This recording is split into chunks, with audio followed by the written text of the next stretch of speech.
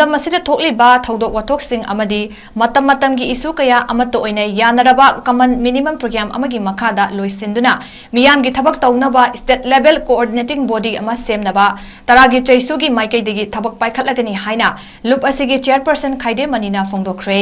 ngasi Imphal East District ki khurai ahonggaida leiba loop asigi office ta pangthokiba paugi mifam amada wafam asi phongdokladuna senior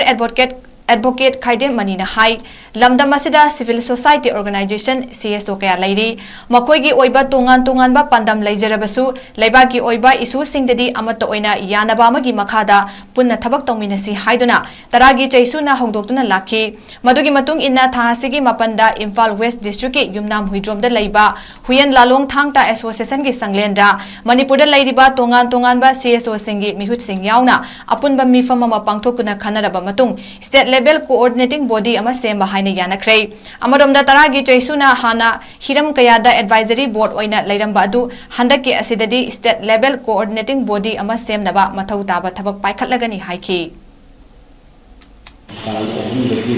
mamangli hawagasu adugi matha tarama thoi changaba nitu ni handalaba asi bahawada tang ta da phugu amata chelaiba masi punamak asi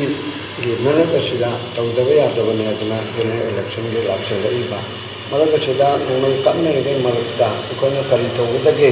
haibasi tokai na chalaga lepa ke tamute rono tobba angbo mana bantawni kangbo mana maraga le sakani kangbo mana mombati bitawni kangbo mana human chen sembani kangbo mana boke tawani kangbo mana counter boke tawani sumain tongan na chalona mute aphabadi oiba in the larger interest of Manipur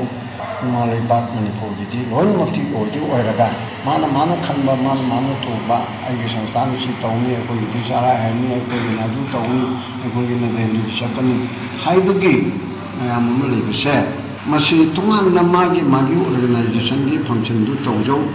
aduga magi numit palon tawdu tawjau awareness pibidu tawjau program tawjau but laipa asigi waiba